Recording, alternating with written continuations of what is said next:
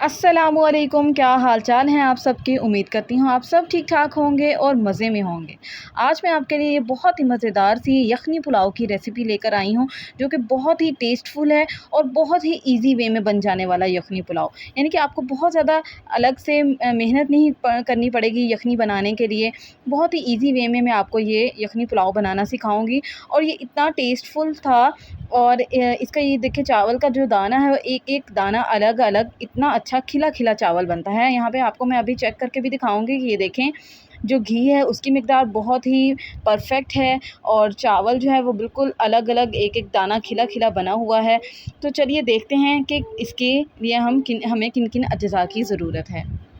तो ये देख सकते हैं, मैंने यहाँ पे तमाम चीज़ें अपने पास रख ली हैं। सबसे पहले मैं आपको चिकन दिखा रही हूँ कि ये मेरे पास तकरीबन 1 किलो चिकन है। और उसके बाद चावल है यहाँ पे हमारे पास। चावल भी मैंने यहाँ पे 1 किलो ही लिए हैं, यानी कि 4 प्याली माप करके ये मेरे पास चावल हैं। अभी मैंने इनको भिगोया नहीं है, रेडी करने से पहले मैं इनको भिगो लूँगी। 1 किलो ही चावल है और 1 किलो ही चिकन है। मसाला जार देख लेते हैं। 3 यहाँ पे मैंने प्याज लिए हैं और उसके बाद यहाँ पे मैंने 1 पोथी जो है पूरी वो लहसुन की ली है, 1 इंच टुकड़ा अदरक का लिया है और यहाँ पे ये कुछ मेरे पास हरी मिर्चें हैं। हरी मिर्चों की मिक़दार थोड़ी-सी ज़्यादा रखी है और 4 यहाँ पे मैंने टमाटर लिए हैं। टमाटर भी ये देखें छोटे-छोटे हैं, इसलिए मैंने इनकी क्वांटिटी भी 4 रखी है। और हरी मिर्चें जो हैं वो इनकी भी क्वांटिटी इसलिए ज़्यादा है क्योंकि हरी मिर्च और काली मिर्च वाला ही ये पुलाव बनेगा। तो चलिए मेरे साथ रहिए और देखते हैं ये कैसे-कैसे बनता है। और सबसे पहले मैं क्या करूँगी, चावलों को भिगो दूँगी, यानी कि सारी तैयारी करने से पहले चावलों को भिगो देंगे। अब मैंने एक पैन ले लिया है, चावल मैंने भिगो दिए हैं, उसके अंदर मैंने 1 से डेढ़ प्याली जो है वो घी शामिल किया है। घी को अच्छे से हीट अप होने दें और इसके बाद इसके अंदर प्याज जो है वो शामिल कर दें। प्याज जब हमारे लाइट से ब्राउन हो जाएंगे, बस हमने इनको बहुत ज़्यादा ब्राउन नहीं करना कि इनको ब्लैक ही नहीं कर देना। प्याज़ों को यहाँ पे हमने लाइट सा हल्का सा ब्राउन करना है।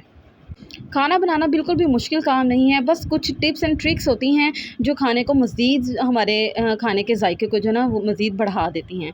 तो जब तक हमारे प्याज फ्राई होते हैं तब तक हमारे पास ये जो बाकी मसाला जाते हैं, लहसुन, अदरक और हरी मिर्च जो है हम इनको ग्राइंड कर लेते हैं, इनका एक पेस्ट बना लेते हैं। यहाँ से मैंने 3 मिर्चें जो हैं वो अलग कर दी हैं, ये हम पानी के अंदर शामिल करेंगे जब पानी डालेंगे। तो देखें, जब तक हमने उसका पेस्ट बनाया है लहसुन, अदरक और हरी मिर्च का, हमारे प्याज जो हैं वो फ्राई हो चुके हैं। और यहाँ पे खड़े मसाले जो हैं कुछ वो शामिल कर देंगे जिनमें ज़ीरा, दालचीनी, काली मिर्च, लौंग और तेज़पत्ता शामिल हैं। ये तमाम मसाला जात जो हैं वो मैंने इसके अंदर शामिल कर दिए हैं। अब हमने इनको बहुत ज़्यादा भूनना नहीं है। ज़ीरे की हल्की सी जैसे ही खुशबू आने लगेगी तो हम इसके अंदर चिकन जो है वो शामिल कर देंगे। तो हल्का सा ज़ीरा जो है यहाँ पे कड़कड़ा गया है, उसकी खुशबू आने लग गई थी, तो साथ ही मैंने इसके अंदर चिकन शामिल कर दिया है। अब चिकन को हम थोड़ा-सा फ्राई करेंगे, यानी कि इतना फ्राई करेंगे कि चिकन जो है वो अपना कलर है वो चेंज कर ले। तो चिकन को हमने बहुत ज़्यादा पकाना नहीं है, बस इसको हल्का-सा फ्राई करेंगे। तो यहाँ पे आप देख सकते हैं 2 से 3 मिनट इसको मैंने यहाँ पे फ्राई किया है। बड़ा अच्छा-सा चिकन जो है वो फ्राई हो चुका है, उसने अपना कलर भी चेंज कर लिया है।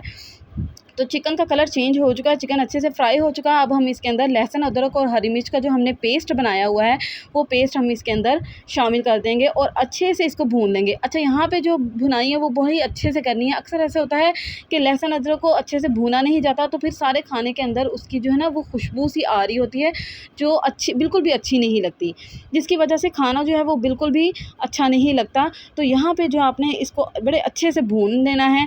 इसका जब तक इसका जो ब्राउन सा कलर नहीं आ जाएगा ना, तब तक आपने इसको भूनना है, अच्छे से इसको भूनना है।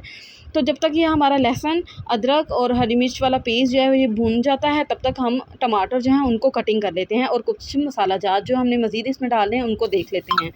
तो यहाँ पे आप देख सकते हैं मैंने टमाटर जो है वो सारे कटिंग करके रख लिए हैं। अब हम इसके अंदर कुछ मसाला जात शामिल करते हैं, जिनमें सबसे पहले नमक है। अच्छा, नमक की क्वांटिटी हमने अपने चावल के अकॉर्डिंग रखनी होती है। जैसा कि मेरे पास 4 प्याली मैंने चावल लिए थे, तो इसी हिसाब से मैं 4 चम्मच इसके अंदर नमक शामिल करूँगी। और अगर आपको मज़ीद कम लगता हो तो आप पानी में चेक कर लें। अगर और डालना हो तो आप पानी में डाल सकते हैं। उसके बाद यहाँ पे मैंने सूखा धनिया लिया है, 2 चम्मच मैं इसके अंदर सूखा धनिया शामिल करूँगी। उसके बाद हल्की सी हाफ़ टीस्पून के करीब मैंने इसके अंदर कुटी हुई मिर्च डाली है। उसके बाद 1/4 टीस्पून ही इसके अंदर हम हल्दी डालेंगे, थोड़ा-सा इसका अच्छा-सा कलर देने के लिए। उसके बाद यहाँ पे 1 चम्मच यहाँ पे मैंने काली मिर्च शामिल की है। काली मिर्च की भी मिक़दार आप पानी में बाकी देख सकते हैं, अगर और डालनी हो तो आप डाल सकते हैं। तो अब हम चिकन की तरफ चलते हैं और देखते हैं कि ये देखें बड़े अच्छे से इसका जो मसाला है वो भुन चुका है, यानी कि लहसुन अदरक और जो हरी मिर्च का पेस्ट हमने डाला था, देखें उसका कितना अच्छा सा ब्राउन सा कलर आ गया है, वो बहुत अच्छा सा भून चुका है। इसको तकरीबन 3 से 4 मिनट ही लगते हैं और ये बड़े अच्छे से भून जाता है। अब हम इसके अंदर जो टमाटर कटिंग किए हैं और जो मसाला जात वाली प्लेट है वो इसके अंदर हम शामिल कर देंगे। इनको अच्छे से एक बार मिक्स कर लेंगे ताकि तमाम मसाला जात अच्छे से सारे चिकन के अंदर अच्छे से मिक्स हो जाएँ। इसके बाद हमने इसको बहुत ज़्यादा भूनेंगे नहीं, हम इसको थोड़ी देर के लिए कवर करके रख देंगे ताकि जो हमारे टमाटर हैं वो अच्छे से सॉफ़्ट हो जाएँ, क्योंकि कवर करके रखने से स्टीम बन जाएगी जिससे टमाटर जो हैं वो सॉफ़्ट हो जाएंगे। तो यहाँ पे देख लें मैंने इसको कवर करके रख दिया है। 2 से 3 मिनट के बाद हम इनको देखेंगे। ये देखिए यहाँ पे मैंने इसका लिड उठाया और टमाटर देखें कितने अच्छे से सॉफ़्ट हो गए हैं। बस इनके अंदर इसी तरह से थोड़ा सा स्पैचुला चला के इसको मज़ीद जो है वो अच्छे से पीस लेंगे। तो बस अब हम इसी तरह से इसके अंदर स्पैचुला चलाकर जो टमाटर मज़ीद जो हमें ऊपर नज़र आ रहे हैं उनको अच्छे से मिक्स कर लेते हैं ताकि बार बार हमारे मुंह में टमाटर इसी तरह से ना आए, अच्छे से अच्छा सा इसका स्मूथ सा इसका मसाला सा बन जाए। बड़े मज़े का इसका हमने इसको अच्छे से भून लेना है। इसके बाद हम इसके अंदर तकरीबन हाफ़ प्याली के करीब दही शामिल करेंगे और दही शामिल करने के बाद दही जो है वो अपना पानी जो है वो रिलीज़ करेगा, उसको हम अच्छे से खुश्क कर लेंगे और मज़ेदार सा इसका मसाला जो है वो हम भून लेंगे। तो टमाटर भी इसके अंदर शामिल कर दिए हमने, दही भी शामिल कर दिया और तमाम मसाला जात भी इसके अंदर शामिल हैं। बड़े अच्छे से 2 से 3 मिनट के लिए इसको हम भूनेंगे और हमारा मसाला जो है वो यहाँ पे रेडी है। इसके बाद हमने यहाँ पे पानी इसके अंदर शामिल करना है। पानी की क्वांटिटी हमने कितनी इसके अंदर रखनी है उसको आप प्लीज़ गौर से सुनिएगा। यहीं से हमने देखना है कि हमारी जो यखनी पुलाव है वो कैसे बनेगा।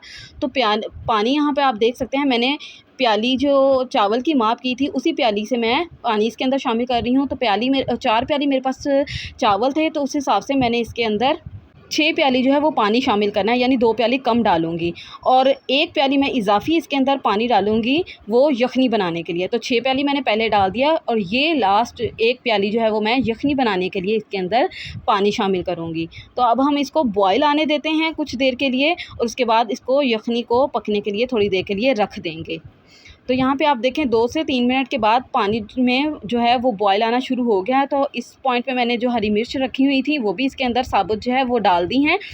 अब इसको इस यखनी को हम तकरीबन 5 से 7 मिनट के लिए मीडियम आंच पे पकने देंगे ताकि अच्छी सी यखनी जो है वो भी बन जाए और पानी जो हमने इजाफ़ी 1 प्याली डाला है यखनी बनाने के लिए उसकी मिकदार जो है वो भी कम हो जाए। तो इस तरीके से अगर आप यखनी पुलाव बनाएंगे तो बहुत ही मज़े का बनेगा और बहुत ही झटपट बन जाता है। बहुत ही ईज़ी वे है ये यखनी पुलाव बनाने का। इसके लिए अलग से आपको यखनी नहीं बनानी पड़ेगी। एक ही बार आप मसाला भूनें, उसके अंदर पानी शामिल करें। पानी शामिल करते वक़्त 1 प्याली पानी जो है वो इजाफ़ी डालें जिससे आपकी यखनी बन जाए। इस तरह से बहुत ही मज़े का बनता है, बहुत ही टेस्टफुल और बहुत ही जूसी बनता है ये पुलाव, बहुत ही मज़े का लगता है। एक बार ज़रूर आप इस मेथड से ट्राई कीजिएगा। तो यहाँ पे इसको तकरीबन 5 से 7 मिनट हो गए हैं यखनी को पकते हुए। अब हम इसके अंदर चावल शामिल कर देते हैं। चावल अच्छे से इसके अंदर से सारे निकाल लें ताकि कोई भी एक दाना भी चावल का ज़ाया ना हो। अच्छे से चावल निकाल के इसके अंदर शामिल कर दें। अब हमने बहुत ही हल्के हाथों से इसको एक बार हिलाना है। बिल्कुल भी आपने ज़ोर-ज़ोर से इसके अंदर चम्मच नहीं चलाना, बहुत ही हल्के हाथों से आपने इसको चलाना है। और पानी की जो मिकदार है यहाँ पे हमारे पास सिर्फ़ 1 इंच ऊपर होना चाहिए चावल से, तो फिर हमारा जो पानी है वो बिल्कुल परफ़ेक्ट होता है। तो यहाँ पे सिर्फ़ 1 इंच जो पानी है वो चावल से ऊपर है। तो अब हम इस पानी को खुश्क कर लेंगे। 4 से 5 मिनट लगेंगे और पानी जो है वो खुश्क हो जाएगा। तो ये देखें, और बहुत ज़्यादा बार-बार आपने चम्मच नहीं चलाना। एक बार मैंने पहले चलाया था और जब पानी खुश्क हो गया, अब एक बार फिर से इसके अंदर स्पैचुला जो है वो मैंने चला लिया है, हिला लिया है। अब इसके अंदर हम नीचे तवा रख देंगे और मीडियम आंच पे इसको दम के लिए रख देंगे। बिल्कुल तवे को एक बार गरम कर लेंगे और फिर इसको कवर करके रख देंगे तकरीबन 4 से 5 मिनट के लिए। 4 से 5 मिनट के बाद हम इसका दम जो है वो खोल लेंगे। तो ये देखें 4 से 5 मिनट के बाद हमारे चावल जो हैं वो बनकर तैयार हो चुके हैं। बहुत ही मज़ेदार, बहुत ही जूसी और इतना चावल जो है इतना खिला-खिला बना था। जो घी की क्वांटिटी है वो बिल्कुल परफ़ेक्ट थी इसके अंदर और इतना जूसी और इतना टेस्टफुल ये पुलाव बना है ना, आप भी एक बार ज़रूर ट्राई कीजिएगा। अभी हम इसको सर्व कर लेते हैं। एक प्लेट ले लिया मैंने, इसके अंदर हम इसको निकालते हैं। बहुत ही मज़ेदार है और बहुत ही झटपट। देखें बिल्कुल भी हमारा बहुत ज़्यादा टाइम नहीं लगा। खाना जो है वो कहते हैं कि पहले देखने में अच्छा हो तो फिर उसको खाने को भी दिल करता है, यानी कि खाना पहले हमारी आँखें खाती हैं, उसके बाद हम खुद खाते हैं। तो अगर जो चीज़ देखने में बहुत ज़्यादा अच्छी लग रही होगी ना, तो उसको खुद ब खुद खाने का दिल करेगा। तो ये बस थोड़ी-सी टिप्स एंड ट्रिक्स हैं जिनकी वजह से खाना जो वैसे तो हम बनाते ही हैं, बस कुछ ऐसी टिप्स होती हैं जिनकी वजह से खाना जो है मज़ीद अच्छा बन जाता है। तो चलिए आप भी इस रेसिपी से एक बार ट्राई कीजिएगा और मुझे अपना फ़ीडबैक दीजिएगा कि आपको ये मेरी रेसिपी कैसी लगी। अगर आपको मेरी रेसिपी अच्छी लगी हो तो मेरे चैनल को सब्सक्राइब करें और ज़्यादा से ज़्यादा लोगों के साथ शेयर करें। You in next video. Allah